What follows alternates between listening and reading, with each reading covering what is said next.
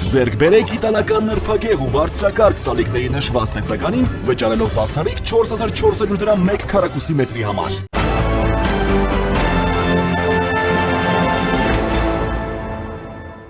Ողջույն, դուք դիտում եք առաջին լրատվականը։ Ես Ժիրայր Ոսկանյանն եմ, զրուցակիցս Ազգային ժողովի քաղաքացիական պայմանագիր խմբակցության պատգամավոր Լուսինե Բադալյանն է։ Բարև ձեզ։ Բարև ձեզ։ Տիկին Բադալյան, եւ այսպես տեղի ունեցածը բնականաբար պետք է խնդրեմ մեկնաբանեք, հեղաշրջման տապալված փորձ, տարբեր դերակատարներ, առանցքայինները կալանավորված են արդեն, գիշերը կայացվեցին որոշումներ։ Անդիմադիրները պնդում են, որ սա ռեպրեսիա է, քաղաքական հետապնդում է, որով մեկը չի դատապարտում հնարավոր ենթադրյալ ահաբեկչության վարկածը, եկեղեցին չի դատապարտում իդեպ, հա, այդպիսի անդրադարձ ընդհանրապես չկա։ Սկսենք նրանից, թե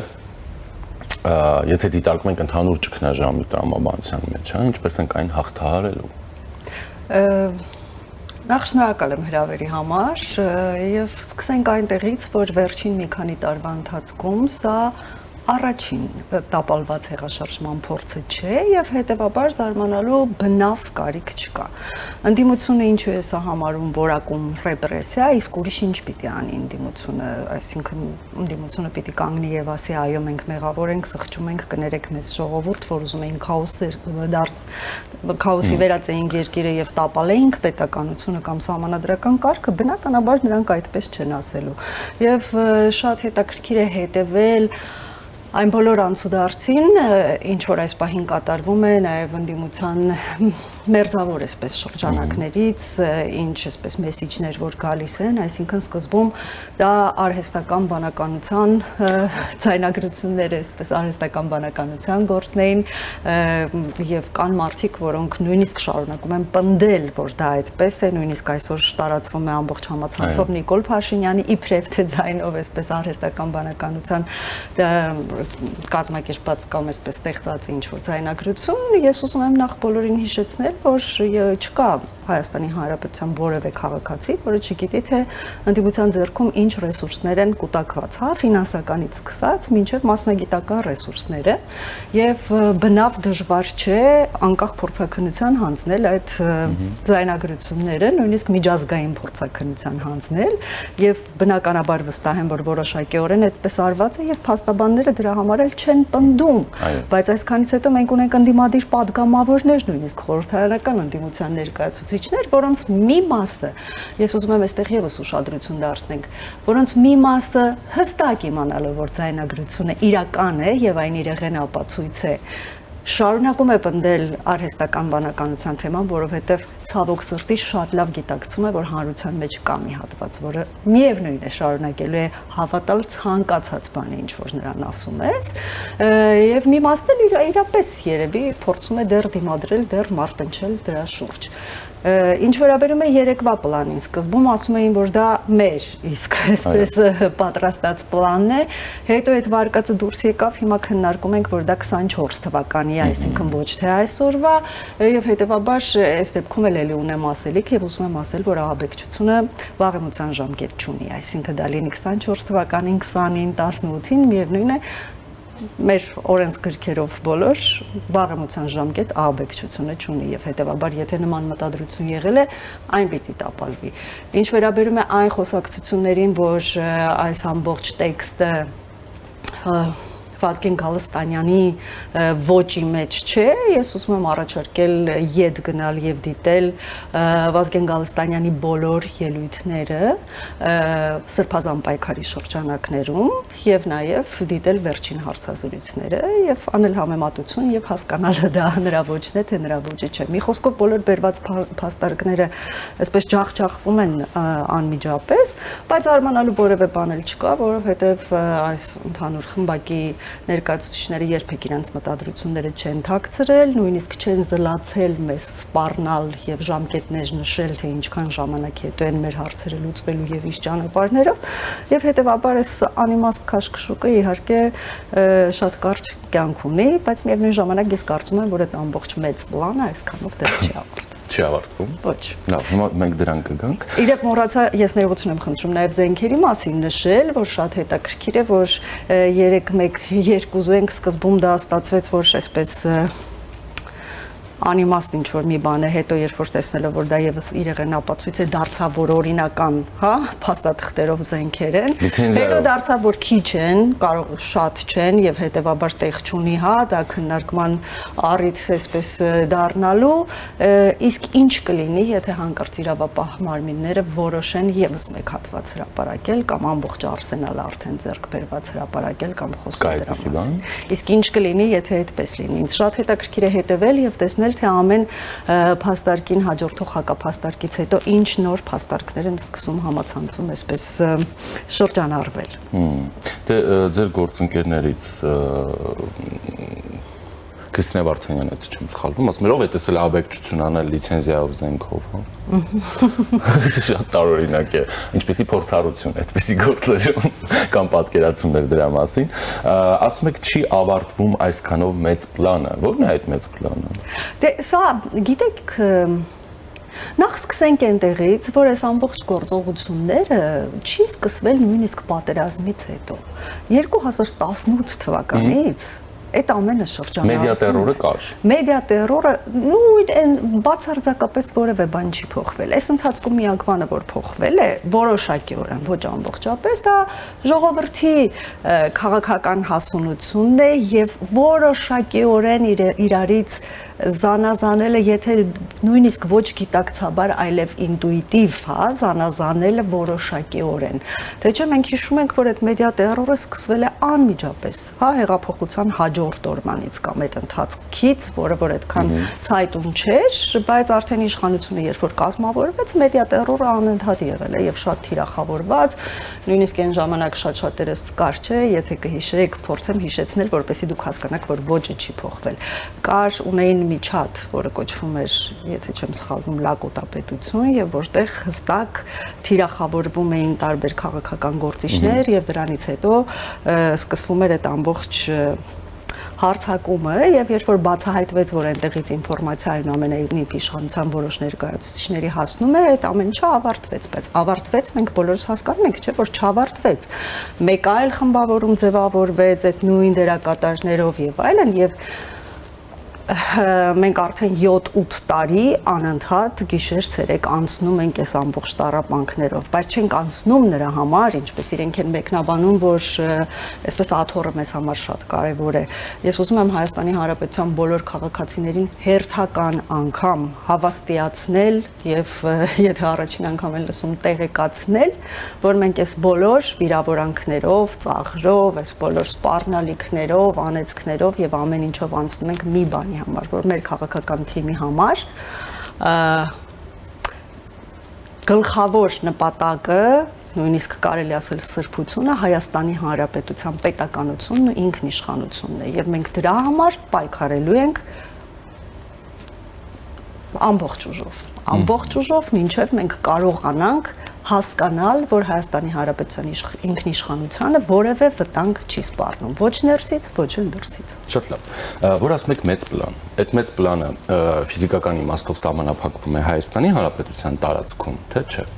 Ես կարծում եմ, որ ինքնախոստովանական շատ լավ ցուցմունք տվեց Վազգեն Գալստանյանը իր ամենավերջին հարցազրույցում օրեր առաջ տեղի ունեցած, որտեղ շատ պարզ ասաց, որ տարբեր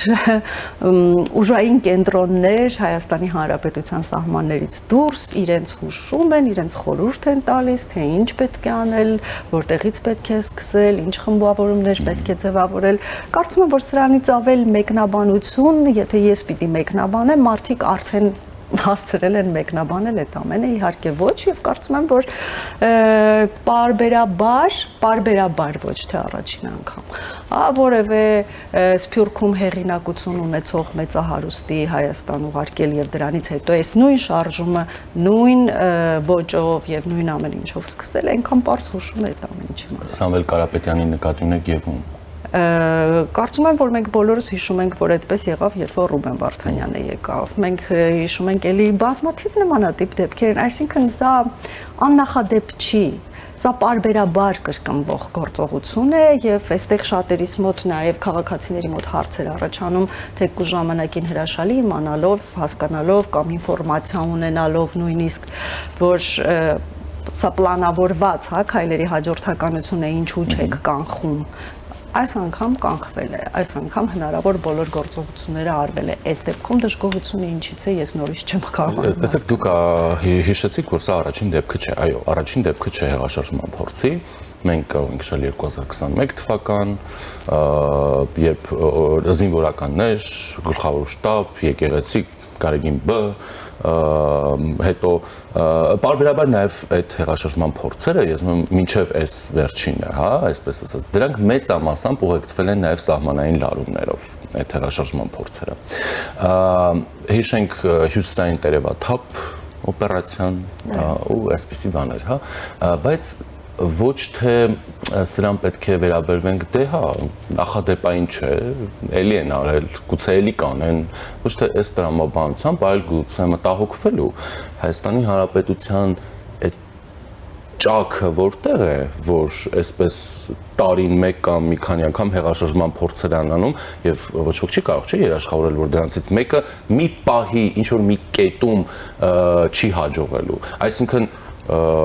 հաջողելու իրենց տրամաբանությամբ այդ փորձը նախաձեռնողների, որովհետև եւ ոնց որ ասում էր Բագրատ Գալստանյանը, երկու հոգու գյուլելու, այդ երկու հոգուն գյուլել եւ հեղաշրջման չհասնել, դա եւս իրենց համար հաջողություն է լինելու եւ մեզ համար ողբերգական։ Այդ որտեղ է այդ ճաքը, որ այս երկրում ասենց ամեն տարի հեղաշրջման փորձեր են։ Դե ես կարծում եմ, որ այս դեպքում եթե հեղաշրջման փորձերը ցավոք սրտի աննախադեպ չեն, հա, Հայաստանի Հանրապետություն վերջին տարիների ընթացքում, բայց աննախադեպ էր նաև կանխմանը այս ամբողջ ծավալը եւ ես կարող եմ ինչպես ասում են, զգուշավոր, բայց լավատեսություն հայտնել, որ կարծում եմ, որ այս անգամ այսքանով չի եզրափակվելու եւ այս ամբողջ գործողությունների պլանը նաեւ պետության կողմից մշակված եւ նմանատիպ իրադարձությունները կանխող հասցվելու է իր ավարտին։ Վստահություն եմ ուզում հայտնել, որովհետեւ մենք ինքներս էլ ժամանակի ընթացքում բոլորս էլ հասկանում ենք, մեզ էլ շատ մեղադրում են, որ այո, ընդունելի է, մենք հասկանում ենք ժողովրդավարական, հա, ճանապարհով գնալու, միայն իրավական դաշտում հարցերը լուծելու այս ամբողջ ճանապարհը, բայց այլևս հնարավոր չէ այս ամեն ինչին դիմանալ եւ այլն, դուք պարտավոր եք որոշ գործողություններ անել, այդ մեղադրանքները մենք բազմիցս լսում ենք, բայց կարծում եմ եւ օրինական ու իրավական ճանապարհներով, ինչպես որ արվում է հենց այս պահին, ունենալով բազմաթիվ իրեղեն ապացույցներ, պարզապես պետք է հետ քայլ չանել եւ ամբողջությամբ մաքրել այս դաշտը, որովհետեւ բազմիցս մենք էլ հա հարցազրույցների ժամանակ խոսել ենք այս ընթացքում, որ այս ամբողջ ճղճիմ, այս շատ ցածր եւ զազրելի այս պայքարի մեջ իրականում կորում են այն երիտասարդները եւ ոչ միայն, որոնք կարող են ձևավորել ժամանակի ընթացքում քաղաքակիրթ քաղաքական դաշտ եւ հարիր լինել ժողովրդավարության ճանապարհը բռնած Հայաստանի Հանրապետության քաղաքական դաշտին եւ կարողանալ իրականում իրապես երկիրը դարձնել քաղաքակիրթ երկիր, այնպիսի երկիր, որի հետ որ բոլորը հավասարին խոսեն։ Եվ կարծում եմ, որ այս ընթացքում նաեւ տեսնելով, որ Հայաստանի Հանրապետությունը այնքան է կայացել, որ առանց վախենալու եւ առանց մտահոգվելու կարողանում է իր ներքին խնդիրները առանց համաձայնեցնելու որևէ երկրի հետ, որովհետեւ կարծում եմ մենք դրա փաստեր ունենք, որ Հայաստանի Հանրապետությունը երբեք ինքնուրույն որոշումներ չի կայացրել։ Այսօր կարողանում է ինքնուրույն իր օրինականության սահմաններում կարգի բերել երկիրը տարբեր տեսակի ներքին եւ արտաքին խժդժություններից։ Առանց Ռուսաստանի հետ համաձայնեցնել։ Թեկուս, այո։ Շատ լավ։ Լևոն Տեր-Պետրոսյանը նախորդին այդ բուրըն գործողությունների եւ հանրային ուշադրության ժամանակ հանդիպեց Գարեգինի երկրորդին եւ ասել է, որ այս իշխանությունը ինչպես Արցախյան պատերազմում է պարտվել, այնպես էլ պարտվելու է եկեղեցու պատերազմում։ Նախ ուզում եմ տեղեկացնել, որ այս իշխանությունը պատերազմ չի հայտարարել եկեղեցում։ Բազմիցս մենք խոսել ենք այդ մասին եւ կարծում եմ, որ հանրությունն էլ դա հրաշալի հասկանում է եւ այդ մանիպուլյացիաները շատ վաղուց արդեն ազդեցություն չեն թողնում որևիցե մեկի վրա, որովհետեւ հաշվի առնելով այն հանգամանքը, որ չնայած ի հեճուկս այն բոլոր խոսակցությունների, որ այս սատանայի իշխանությունը, անհավատների իշխանությունը եւ այլն գերակշռող մասը հավատացյալ մարդիկ են եւ համարում ենք, որ Հայաստանի Հանրապետության գոյությունը առանց առաքելական եկեղեցու գոյության լրիվ փոխում է պետության տրամաբանությունը եւ եկեղեցուն որևէ մեկը պատերազմ չի հայտարարել։ Բայց այստեղ ամենայն հարգանքով ես ամենայն դեպս մինչ օրս երբևէ ինձ թույլ չեմ տվել որևէ մեկին վիրավորել, առավել եւս հայ առաքելական եկեղեցու որևիցե մի ներկայացուցչի, բայց նաեւ շատ ուրախանում եմ, որ Նիկոլ Փաշինյանը եղել է այն խաղաղության աղավնին, որ կարողացել է Լևոն Տեր-Պետրոսյանին հաշտեցնել բոլոր այն քաղաքական եւ ոչ քաղաքական գործոնների կամ գործիչների հետ, որոնց նա միշտ թշնամաբար է վերաբերվել, ոչ միայն Լևոն Տեր-Պետրոսյանը, այլ նաեւ ամբողջ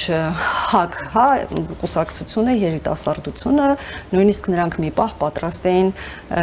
Նիկոլ Փաշինյանին իշխանությունից հեռացնելու համար Ռոբերտ Քոչարյանի հետ համագործակցել։ Մենք տեսել ենք այդ բոլոր փաստերը եւ ես կարծում եմ, որ ինչ որ մի օր էլ կհամագործակցեն Նիկոլ Փաշինյանի հետ, Նիկոլ Փաշինյանին իշխանությունից հեռացնելու համար։ Կարծում եմ, որ սա ուրախալի փաստ է եւ քանի որ մեզ միշտ մեղադրում են այսպես անհաշտ մթնոլորտ ստեղծելու համար, մենք այլ տեսանկյունից կարող ենք հարցին մոտենալ եւ տեսնել, որ բավականին լուրջ հաշտություններ են կնքվում այստեղ։ Դե օրինակ ենթադրում եմ Լևոն Տեր-Պետրոսյանի եւ Գարգին երկրորդի դեպքում դուք ակնարկում եք նաև հասարակության մեջ տարածված այս երկուսի հակասությունները, միմյանց մոտեցումները կամ միմյանց անհանդուրժելի համարելը կսա որևէ մեկի համար գաղտնիք չէ, այո, եւ այդ տրամաբանությունից գուցե։ Ես տարիքով այդքան երիտասարդ չեմ եւ ամեն ինչ հիշում եմ ոչ թե կարդալով, այլ նաեւ սեփական աչքերով եւ սեփական ականջներով տեսնել։ Եվ ուրախ եմ այս բոլոր հաշտությունների համար։ Եթե ուզում էին իշխանությունը զավթել, ինչու էին Պարզ իշխանության հետ չաֆիլացված, իշխանություն չկրող, իրենց օրվա կենսակերպով ապրող մարդկանց իրենց բառերով ասած գյուլել, վառել ավտոբուսներում,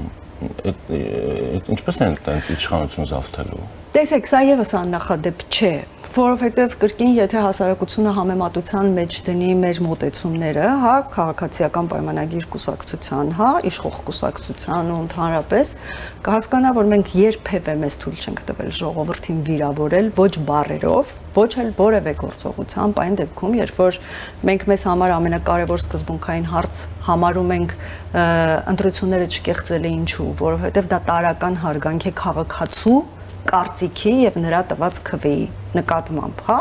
իսկ համընդհանուր այսպես ինչ որ սարսափելի բառեր ասել, երբեք ժողովրդին որևէ մեկը չի վիրավորել։ Միևնույն ժամանակ, սա աննախադեպ չէ, երբ որ այս ընդդիմությունը, փողոցային ընդդիմությունը, ինչպես նաև խորհրդարանական ընդդիմությունը պարբերաբար վիրավորում է ժողովրդին։ Հիշենք հայտնի ԺԵԽ արտահայտությունը, հիշենք դրանից հետո այդ բոլոր հա տարբեր մակարդակների բաժանելը եւ այլն, մեծամասնությանը, որը ազատ, արդար եւ թափանցիկ ընտրություններով իր ընտրությունը կատարել է եւ բացարձակ զարմանալի բան չկա։ Որ գալու էր հասնելու էր վառելուն, գյուլելուն եւ մնացած այն ամբողջ տհաճ ոճի եթերային բառապաշարին, որ այդ ձայնագրություններով ժողովրդի հասցեին դու կարող ես լսել։ Ինչ կա այստեղ զարմանալու։ Ինչ կա այստեղ զարմանալու։ Այստեղ մի բան կա ինձ համար տարօրինակ,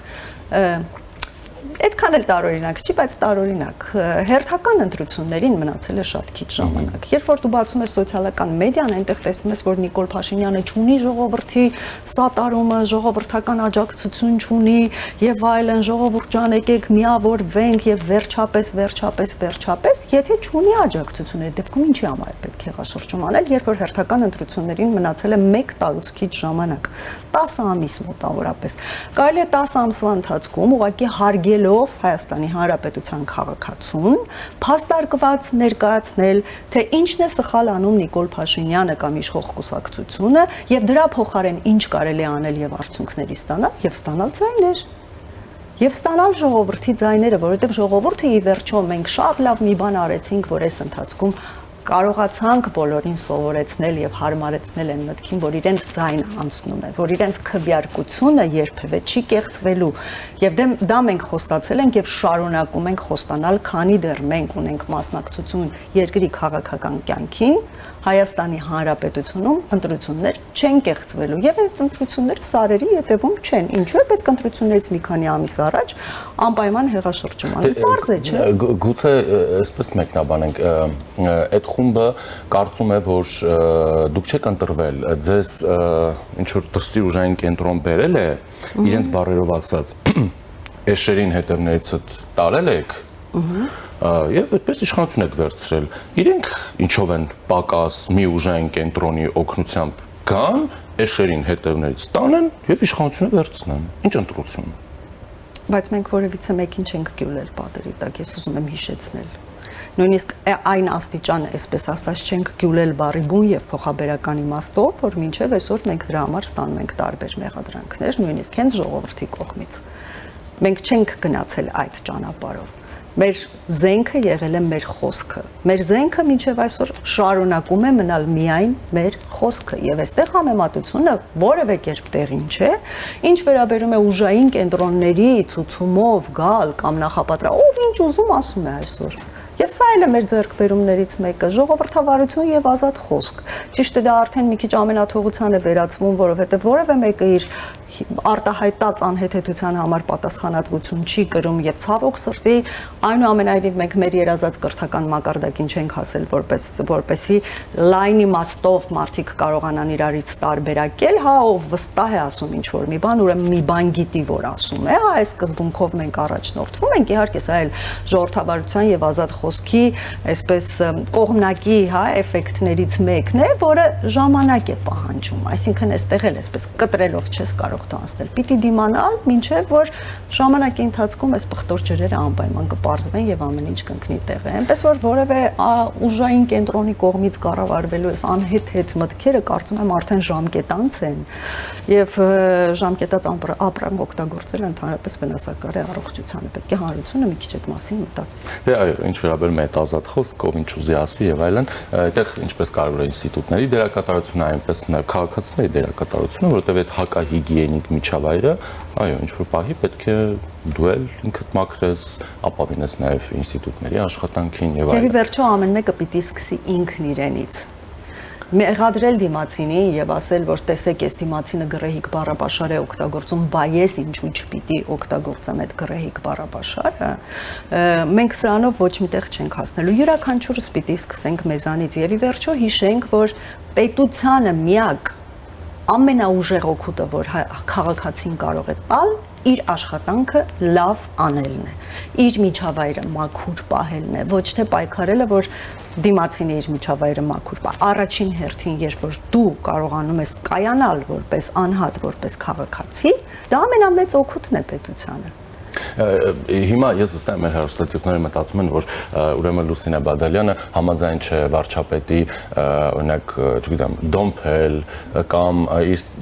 թլպատված չլինելու փաստը ապացուցելու խոսույթների հետ, հա, այսինքն դուք չեք կիսում այդպիսի բառապաշար։ Ես բառապաշարը չեմ կիսում, այո, ես չեմ կիսում նաև որևէ վիրավորական խոսք, նույնիսկ ամենա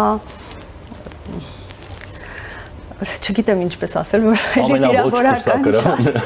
չէ, նաև այն քաղաքացիների, որոնք օրինակ ես երբեք վիրավորանքով չեմ պատասխանում, ինձ շատ վիրավորում են ինքներդ էլ, ես չեմ պատասխանում դրանով, որովհետև ինձ համար իմ միջավայրը, իմ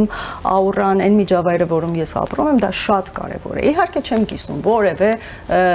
կոպիտ եւ տգեղ եւ անհարիր բառապաշար չեմ կիսում եւ ես չեմ էլ թաքցնում, որ չեմ կիսում, բայց այնուամենայնիվ ես միևնույն ժամանակ հրաշալի գիտեմ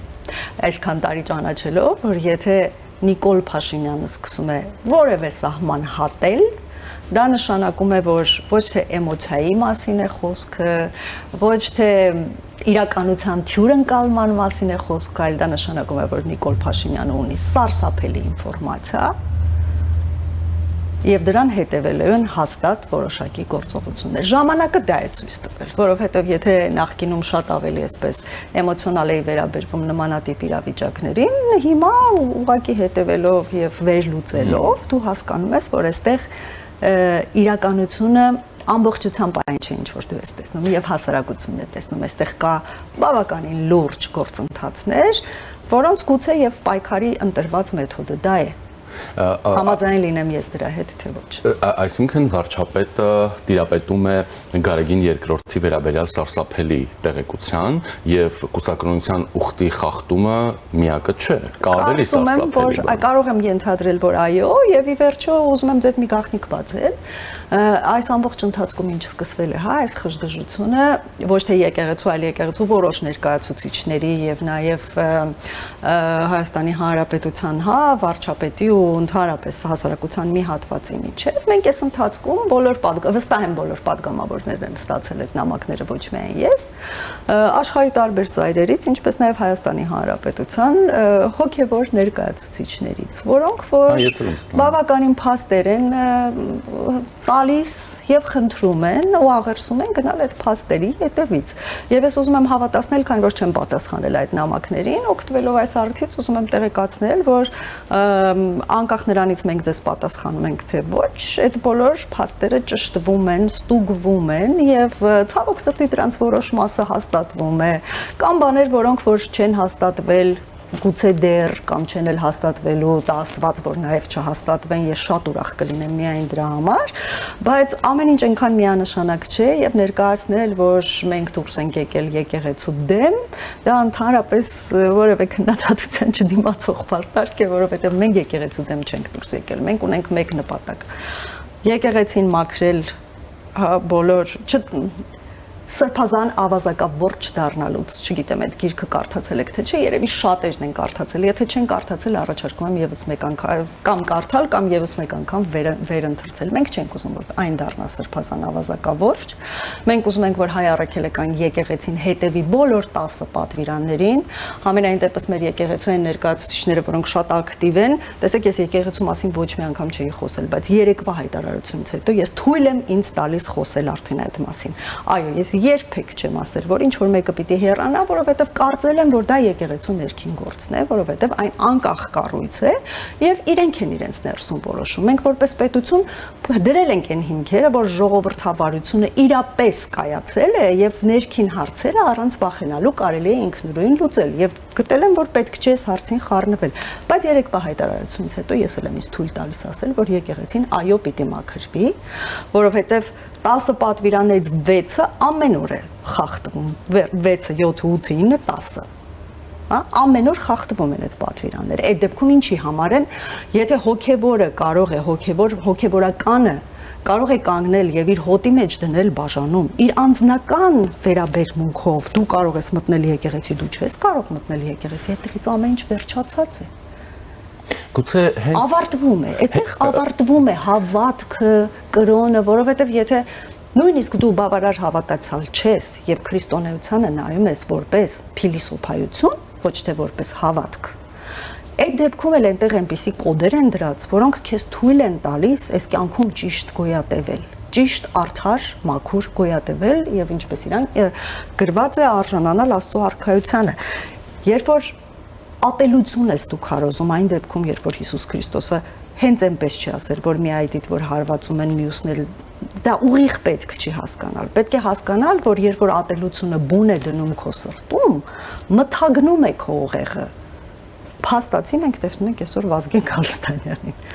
Ինչքան էլ լավ հոգևորական դու լինես, մարդ լինես, ատելությունը մթագնում է մարդու ուղեղը։ Նույնն էլ մեր հասարակության են տարբեր շերտեր, որ արդեն ոչ մի սրբություն չկա, աչուձախ, քեզ չեն սիրում, ինչ ասես կարող են քեզ կործանել, վերջում էլ ուրախանալ դրա համար։ Ատելությունը մթագնում է մարդու ուղեղը, պետք է դրան։ Եկեղեցին նրա համար է հոգևորականը, որպեսզի մարդուն կարողանա ատելության ճիրաններից հանի։ Այսօր եկեղեցին ուղիղ ատելության քարոզ է տանում։ Ատելության քարոզ իր իսկ ժողովրդի ներկայացուցիչների նկատմամբ եւ կարծում եմ որ սա կարող է շատ վատ հետևանքներ ունենալ եւ ժողովրդի հոգեբանության եւ ժողովրդի հետագա կյանքի համար եւ արդյոք մենք ունենք իրավունք կանխելու այդ սարսափելի ընթացքը ունեք հարց եմ տալիս արդյոք ունենք սա հարց է որը անընդհատ մենք ինքներս մեզ տալիս ենք գուցե ունեք այդ իրավունքը օրենսդրական մակարդակում օրինակ այս ամբողջ թողուբովը կարելի էր անել այն դեպքում, ենթադրենք, հա, որ օրենք բերեիք եկեղեցու ֆինանսական, տնտեսական թափանցիկություն, հաշվետվողականություն եւ այլն, եւ եկեղեցու հետեւաբար դրանից հետո վարքից ելնելով գուցե նաեւ այսպես ասենք որոշ չափով ըմբռնելի կլիներ, ինչպես իրենք են մեկնաբանում եկեղեցու ներքին գործերին խառնվելը, հա, բայց երբ գալիս ենք այս մի կողմից նրանց հնարավորություն ենք տալիս այսպես ասել, ինքնամաքրվելու։ Մենք հնարավորություն ենք բոլորին, մենք ընդդիմությանն էլ ենք տվել այդ հնարավորությունը։ Մենք բոլորին ենք տվել։ Ես բազմիցս եթերներում էլ ասել եմ, կարող են մարդիկ, եթե չեն հավատում, վերանայել բոլոր հարցազրույցները։ Մեր բարությունն ու մեծահոգությունը պետք չի շփոթել թուլության հետ։ Պետք չի, եթե ես ձեզ չեմ պատասխանում, դա չի նշանակում, որ ես հիմար եմ կամ չեմ հասկանում դուք ինչ եք ասում կամ ինչ եք անում։ Եվ ընդհանրապես մեր որդեգրած քաղաքականությունն է դա եղել, ոչինչ տանջվելով դիմանալ, թույլ տալ, որպեսզի բոլոր ինստիտուտները ինքնամաքրվեն, որովհետև դա երկարատև հաջողության ճանապարհն է։ Այ տեսեք, դուք առաջարկում եք գործիք, որով կարելի է զսպել որևէ հանցագործություն։ Գործիք եք առաջարկում։ Դա ժամանակավոր, որովհետև երբ որ մարդը միայն պատժից է վախենում եւ չի անում որևէ հանցագործություն, դա ժամանակավոր բնույթ է կրում, որովհետև եթե գտավ ճանապարհը շրջանցելու այդ պատիժ, ինքը այդ հանցագործությունը անելու է։ Քրիստոնեությունն ու եկեղեցին հենց դրա ճանապարհն են, որ դու ինքդ գիտակցես եւ հասկանաս ինչպիսին դու պիտի լինես։ Չեն գիտակցում, իրենք սա գիտեք ինչի նման է, որ Հայաստանում եւ Արցախում գրեթե բոլոր իշխանությունները սկզբում նաեւ ձեր իշխանությունը Ռուսաստանին բացատրում էին, փորձում էին Ռուսաստանին բերել այն գիտակցման, թե ինչ շահեր ունի Ռուսաստանը այստեղ եւ Արցախում եւ հետեւաբար չի կարող թույլ տալ ֆորս մաժորներ եւ այլն։ Ռուսաստանը դրանից շատ չանցած, եկավ իր շահը ցույց տվեց, մի հատ թարս ապտակեց Հայաստանին եւ Արցախին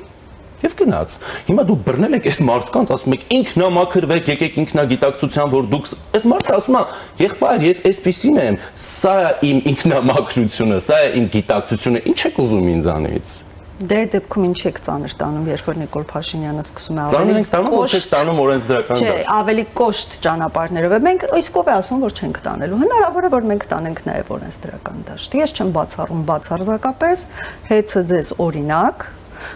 եւ այո, երբ որ դու տալիս ես մարդկանց հնարավորություն, որովհետեւ դու պարտավոր ես տալ, որպես իրական հայ քրիստոնյա, դու պարտավոր ես մարդուն բացատրել եւ տալ նրան հնարավորություն ուղղվելու կամ ինքնամաքրվելու,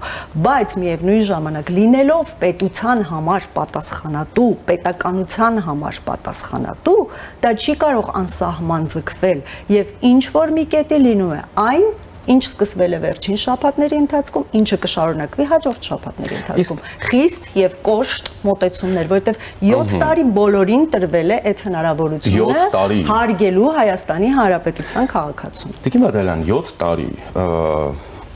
մի այսպեսի բան, իսկ եթե ասում են այս process-ը էլի ուշացած է, հա։ Այո, հարաբերական է, կարող է ուշացած է, կարող է ժամանակին է։ Շատ բաներ, երբ որ դրա համար դուք անսահման սոցիալական բազա եք ունեցել, ինչ բերեիք ձեր իշխանության առաջի տարիներին, ինչ բերեիք, բերեիք օրինագից, որ երկրագունդը քառակուսի է, վստահաբար դրայդ ոչ մեկ չէր վիճելու, այս կարգի աջակցություն ունեիք։ Սցենար օրինակ, իսկ եթե Գարեգին երկրորդը որոշի, որ կաթողիկոսությունը Հայաստանից տեղափոխվում է դուրս, ինչ եք անելու։ Իսկ ինչ պիտի անենք։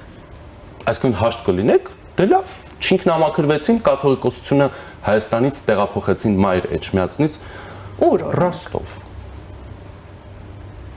Թե ես կարծում եմ, որ ժողովուրդը հրաշալի հետևություններ կանի եւ այդ ժամանակ էլ երկրագունդը քառակուսի է բերելու այդ օրինագիծն էլ կհաստատի, որովհետեւ այդպես չի կարող լինել։ Մի թերագնահատեք ժողովրդին։ Ժողովրդին պետք չի թերագնահատել։ Այո, ժամանակ առ ժամանակ լինում են զայրույթի, պորտկման պահեր, մենք էլ անթերի չենք,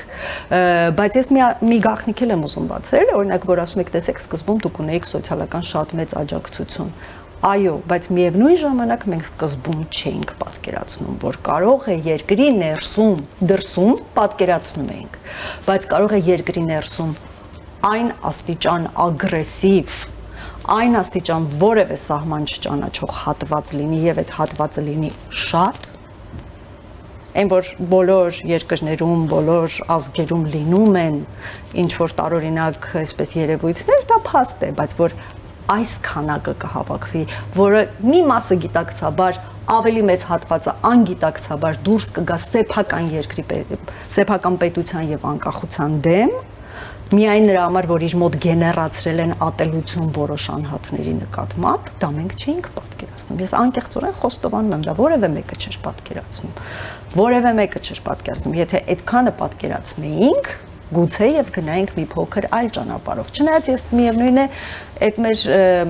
հանդուրժողականության եւ այսպես մեծ համբերության համար չեմ զղջում եւ վստահ եմ, որ մի բան է, երբ որ դու խնդրին նայում ես այսպես շատ մոտ հեռավորությունից եւ մեկ այլ բան է, երբ նույն խնդրին դու փորձում ես նայել, ընդհանրապես դա շատ լավ վարժություն է եւ նույնիսկ մարդը երբ ինքն է շատ ծանր հոգեվիճակում, առաջարկում այդ վարժությունը միշտ կիրառել, այսպես բարձրանալ եւ շատ վերևից նայել այդ խնդրին եւ հասկանալ ինչքան փոքր է այդ խնդիրը, այսինքն պատմական այս իրադարձությունները, որոնք այսօր տեղի են ունենում եւ մեզ թվում է, որ անելանելի է վիճակը եւ ապոկալիպտիկ է, ապա եթե մենք մի 100 տարի հետոյի հերվից նայենք ու միանգամից ուզում եմ կանխել այն արտահայտությունը, այ 100 տարի հետո Հայաստանի Հանրապետություն կլինի, թե չլինի, լինելու է Հայաստանի Հանրապետությունը։ Մենք թույլ չենք տալու, որ Հայաստանի Հանրապետությունը ոչ դառնա գուբերնիա, ոչ դառնա եկեղեցապետություն, որևէ բան մենք այնուամենայնիվ թույլ չենք տալու եւ այդ հոգեբանական ճնշման մեթոդները, տարբեր ճնշման մեթոդները, սոցիալական ցանցերում այդ, չգիտեմ, սուտ տեղեկատվությունները, որի արդյունքում մի շարք մարդիկ քո նկատմամբ պատելությամբ են լցվում, դրանք այնքան մանր խնդիրներ են այն մեծ նպատակի առաջ, որ մենք մեր առջև դրել ենք ինքնիշխան, կայուն, հարատև Հայաստանի Հանրապետություն եւ մենք դրա համար պայքարելու ենք մինչեւ վերջ։ Թող շնորհակալություն։ Ես եմ շնորհակալ։ Զրուցակիցս ազգային ժողովի քաղաքացիական պայմանագիր խմբակցության պատգամավոր Լուսինե Բադալյանն էր։ Ես Ժիրայր Ոսկանյանն եմ, մնացեք առաջինի հետ։